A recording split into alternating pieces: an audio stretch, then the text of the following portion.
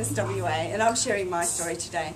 I grew up in a country town called Una, which is northeast of Geraldton, on a farming property. I have an older brother and a younger brother. Went to Una Primary School until year 7, and then went to Stella Maris as a boarder in Geraldton until I did actually 4th year commercial, which they had in those days. So that's going back quite a long time with the old typewriters with that part of going through this process of what I was going to share with you today. When I was in primary school, there was only 4 of us from years 1 to 7 in the same class. There was 2 girls that were really, really bright, and then there was another 2 girls that weren't so bright.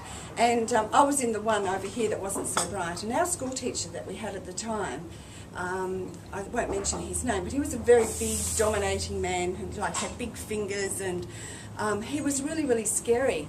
And I think that's when I realised that, well, I didn't realise then, but I was really dominated by this man, and hated school, and went to school and ate my lunch and ran fast. And I think whenever people talk about my school years, I always come back to that. I only ever went to school to eat my lunch and run fast, because that was the only thing that I was ever good at.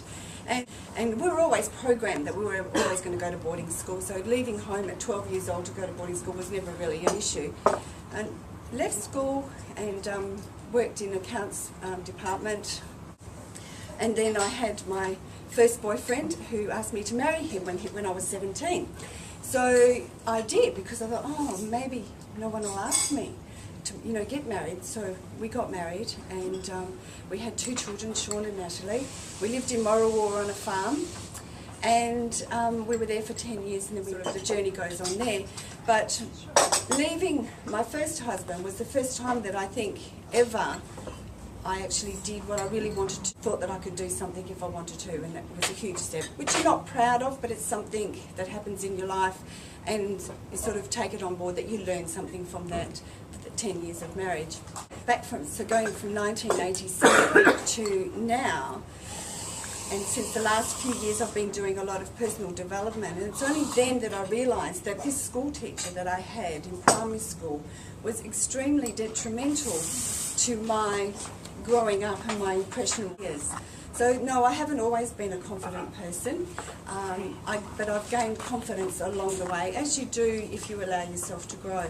So the last few years I have been doing a lot of professional development and working with Anthea Moffat from Business Fusion. She has been just amazing to me personally. And when, in 1987, I went to Queensland. We were in Queensland for 4 years, worked on a cotton property.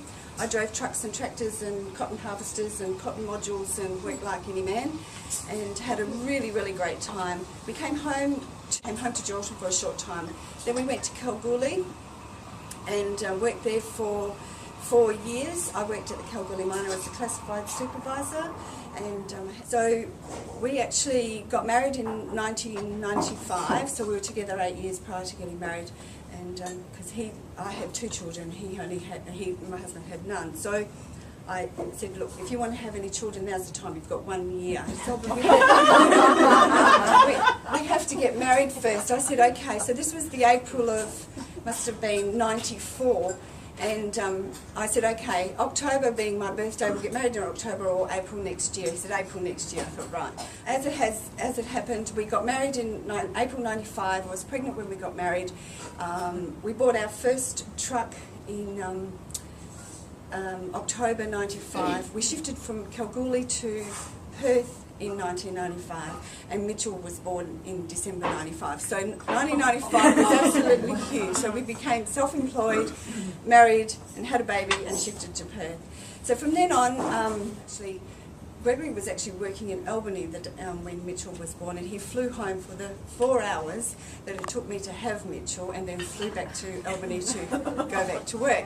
So consequently, when it was time to go home, I called a taxi home to get my car that had the capsule in it, and drive back to the hospital, pick Mitchell up. Greg rings up with his usual morning call and says, what are you doing today? And I said, I'm actually going for a job interview. And he said, what for? And I said, I'm just over not having any money. I have to go, I'm sick of going to the supermarket with the calculator or getting to the checkout thinking, oh my God, have I got enough money? And so I went back to work 3 days a week, and then In 2002, I was working from Kalgoorlie to Perth. I started doing bookkeeping from home and doing resumes for people that obviously needed them, and I needed something to do to keep me busy because I've always worked. And having always worked, I was really organised. So by 8:30, Natalie would be off to school and Mitchell would be sleeping or whatever, and I'd be nappies on the line. You know, okay, what happens now? You know, so I created this little business at home.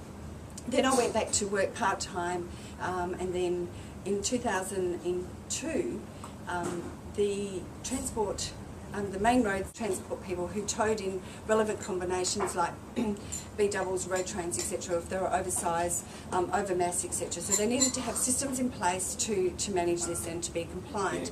So because we had the truck, we needed to be compliant. So my husband and I created a system, and I'd been to a few workshops at main roads, etc. Anyway, so the day before we went to do it, my brother rings and he says, I've got a CSIRO meeting at the hall. Can you meet me there? And I said, yep, no worries. So there was 37 other people in the hall who required to have what is now called the heavy vehicle accreditation. And it was a simple example of knowing 5% more of anybody else because I'd been to the workshops and we'd put a system together ourselves. So instead of talking to my brother and a couple of his mates, they made me get up and say exactly what I learned. So that was really good because that was the start of my consulting business, and it was just something, I was the right place at the right time with the right knowledge.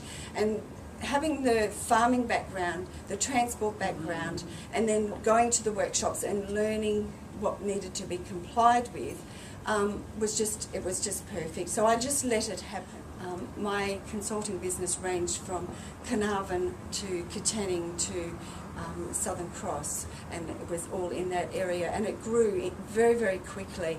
So obviously my part-time job went by the wayside, and then I just concentrated 100% on the compliance within the industry.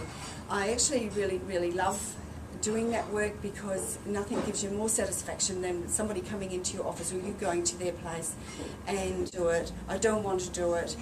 Show me an easy way. And because I'm a simplistic person, had a system that was really, really quick and easy, and was able to help them achieve compliance with no worries. So my consulting business grew out of control with the kids and I at home down here. So I was on the internet one night and I found Women in Business WA website, so I joined this little group, and then there was nothing ever happened, and so the next email I received was that the website was for sale, so I bought it. So I bought it for $200 and thought,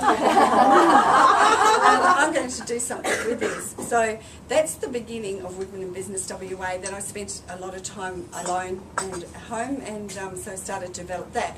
But then because my consulting business was growing really quick, so I purchased the website in 2004. We revamped the website, and then we sort of went on, and it was growing really, really well, but because the consulting business was the cash cow, so I needed to sort of keep developing that side of the newsletters, which weren't existent, and everything, and which inspired me because it was really the fact that I love being a woman, and I love being in business, and I love sharing information and being able to connect women. That was really the main point of was going back and thinking, okay, I really do want to do this. So that's when Business Fusion, Anthem Offer came into my life, and then we relaunched in 2005, and then Shannon came on board last year, and we're sort of just going ahead in leaps and bounds. So, kind of jumping all over the place.